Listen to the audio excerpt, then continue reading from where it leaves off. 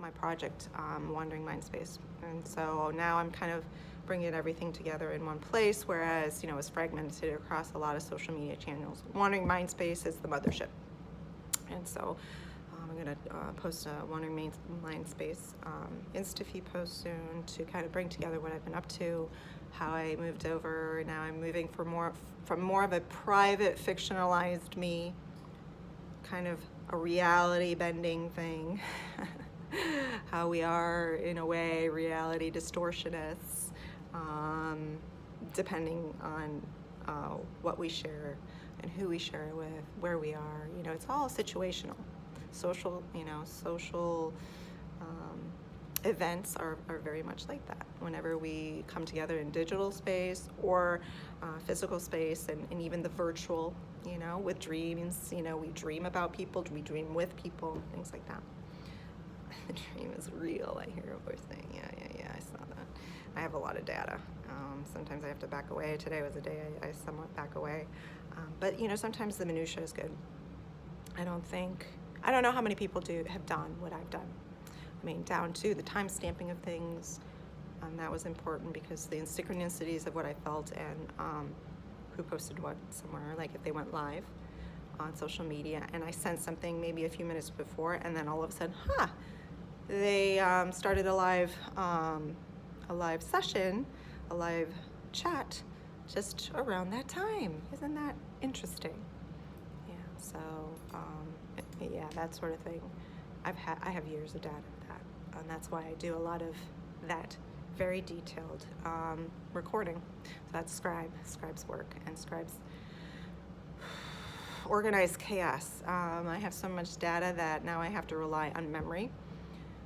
Where do I start? That's one of the things that I'm trying to frame this new Wandering Mind Space Insta-feed post today. I want to frame it in a way where to say there is so much that I'm only going to choose something specific to talk about, and in true Wandering Mind fashion, I'm going to meander and ramble and go all over the place, but it weaves its way through some themes, particularly some examples. And then I'm going to move over to Christine Gruneman is Wandering Mind Space, which is kind of an in-between my private, I'm a more private person, but in a creative fashion, fictionalizing it to more of, okay, I want the public to know who I was before, and that hasn't changed. I just have some added features. Yeah. And how do I come across as I'm picking up some patterns, and you should too. And I am not afraid now to maybe give you some hints and where to look, because for the longest time, there are ways I've kept this secret for, and everybody else on the team has kept this secret for the most part, for 5 years. 5 years we've kept it secret. How? How did we do it? I'm sure a lot of people would be interested in how we kept this huge secret, and I'm connected possibly to multiple public figures who I met at Idea Space, and I had no idea, at least one of them, who they were, and some people connected to me I might not even know now. I don't know. It's anonymous in here. That's one of the frustrations too. You can't authenticate who you're connected to the way I'm dealing with. So that's one of my considerations for the development and research of telepathy. You have to be very careful. Right now, communications, if you get a call from someone and you hear their voice, you know that's them, or you see a video chat. I mean, there's always ways to manipulate that feed, communications feed, and pretend that you know, voiceovers and everything. We see movies of that, but normal people, don't have that functionality for the most part. So you can tell who you're talking to. I don't, and that's one of the big frustrations.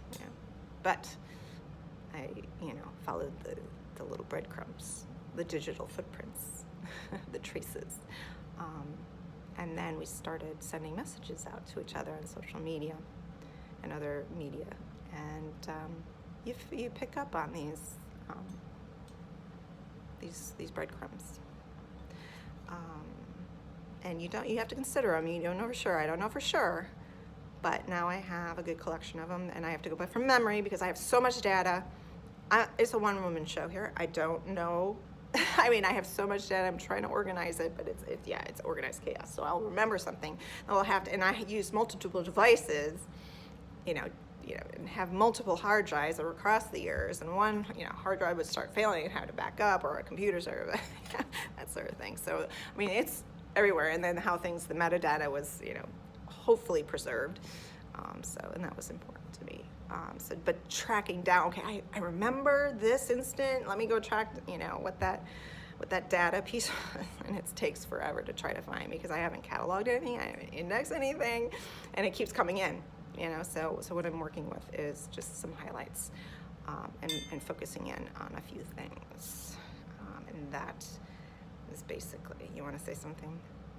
Focus on what I've posted on Photosnap/Instagram. I will, but I always go off on tangents, as is chaos, and it's just thinking of how you define chaos. A lot of people with different expertise would define chaos in different ways. If you're a literature or art person, or if you're a science person, everybody's going to have a different perspective. I mean, there's a symbol for chaos, and that's what my header image is today. So I'm going to focus on Instagram.